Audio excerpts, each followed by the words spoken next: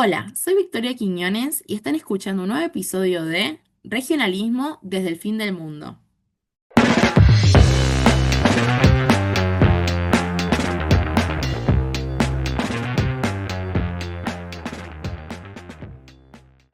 Este es un podcast hecho por estudiantes y nació de la necesidad de crear un espacio donde podamos pensar, reflexionar y debatir sobre lo que está pasando en América Latina. No desde una mirada distante o teórica, sino desde nuestra propia experiencia, desde nuestra curiosidad y también desde la preocupación que compartimos como jóvenes que habitamos esta región. Y hoy arrancamos con nuestro segundo episodio que se llama ¿Dónde estamos? En este capítulo vamos a continuar con la pregunta que nos planteamos en el episodio anterior, donde comenzamos a explorar el estado actual de la integración regional. ¿Estamos frente a un regionalismo líquido o ante una desintegración de los mecanismos regionales?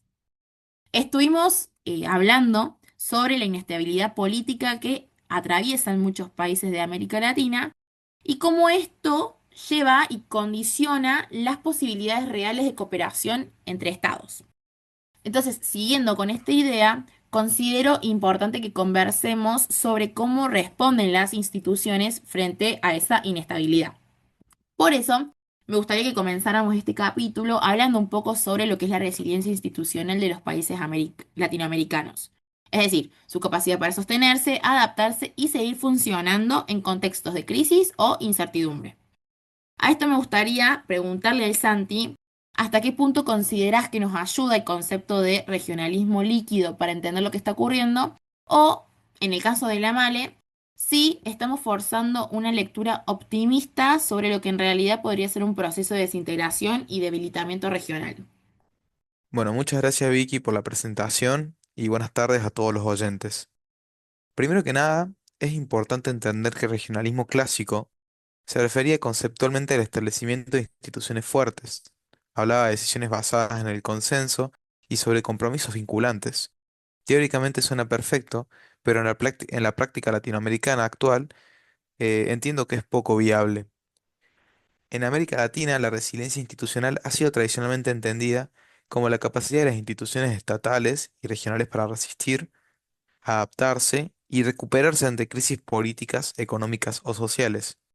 En este sentido, el concepto de regionalismo líquido, que está inspirado en la noción de modernidad líquida de Zygmunt Bauman, parece ofrecer una lectura contemporánea de cómo estos países latinoamericanos intentan mantener vínculos de cooperación en un entorno internacional caracterizado por la volatilidad, la fragmentación y la inestabilidad. Entiendo tu punto, Santi. Sin embargo, existe el riesgo de que esa lectura opte por un enfoque muy optimista, y eso está ocultando un proceso más profundo de desintegración regional. Muchos de los síntomas que tiene el regionalismo líquido, como la desinstitucionalización, la ausencia de agendas estratégicas compartidas y la proliferación de organismos sin continuidad, pueden ser indicios claros de un retroceso en la voluntad y en la capacidad de construir una comunidad política regional. ¿Esto qué quiere decir? Que más que una adaptación resiliente, lo que estamos teniendo es una erosión sistemática de las instituciones regionales. Esto pone en tela de juicio la sostenibilidad de cualquier proyecto integracionista a mediano o a largo plazo. La resiliencia institucional, entonces, no puede reducirse a la flexibilidad o a la capacidad de mutación que tiene o no una institución. Requiere también de un cierto grado de estabilidad normativa, previsibilidad y legitimidad.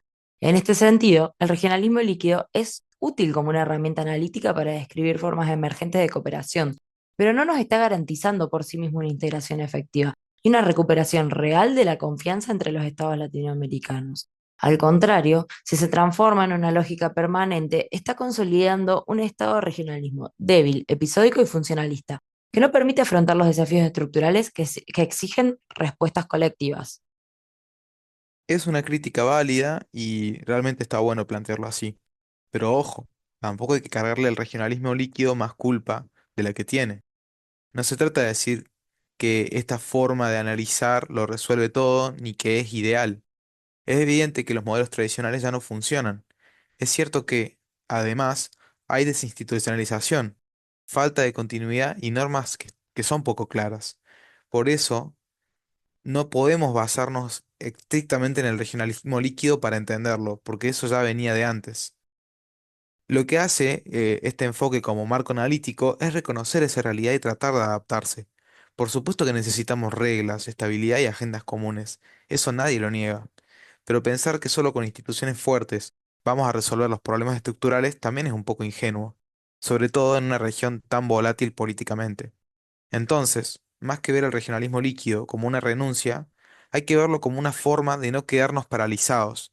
En lugar de esperar a que vuelva una época dorada de integración que tal vez ya no existe, se trata de seguir construyendo con lo que hay, desde abajo, con acuerdos flexibles pero que sirvan. Considero entonces que el concepto de regionalismo líquido puede ayudarnos a nombrar y entender las nuevas viejas formas de acción regional que emergen de contextos de incertidumbre. Pero si no se lo somete a una lectura crítica, corremos el riesgo de ser usado como una justificación retórica de procesos de desintegración encubierta. Entonces, en este sentido, la resiliencia institucional en América Latina no puede prescindir de cierta densidad normativa, cooperación sostenida y voluntad política común. Y estos elementos hoy por hoy parecen más debilitados que transformados. Por eso, me parece más pertinente hablar de desintegración regional que de regionalismo líquido. Lo que estamos viendo no es necesariamente una desintegración, sino una transformación de la forma de ver el regionalismo.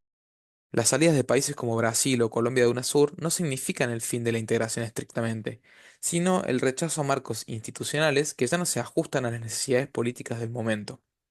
En cambio, surgen nuevas formas más flexibles de cooperación, como el resurgimiento de la CELAC o la articulación de acuerdos puntuales entre países con intereses comunes. Este giro puede analizarse desde la categoría teórica de regionalismo líquido como esa herramienta analítica que permite comprender cómo los estados latinoamericanos reconfiguran sus estrategias regionales en contextos de alta volatilidad política. Un buen ejemplo es la Alianza del Pacífico, que representa un esquema de integración que ha logrado avances concretos sin necesidad de institucionalidad pesada, funcionando con una lógica más de red que de bloque, lo cual permite una mayor adaptabilidad estratégica, ante los cambios de gobierno y los ciclos ideológicos. Es interesante esto que estás planteando, Santi, pero lo cierto es que los procesos como el Mercosur o la CAN están paralizados. No hay una coordinación política efectiva ni una voluntad de fortalecer las instituciones regionales. ¿Cómo vamos a hablar de flexibilidad cuando los organismos ni siquiera se reúnen a cumplir sus mandatos?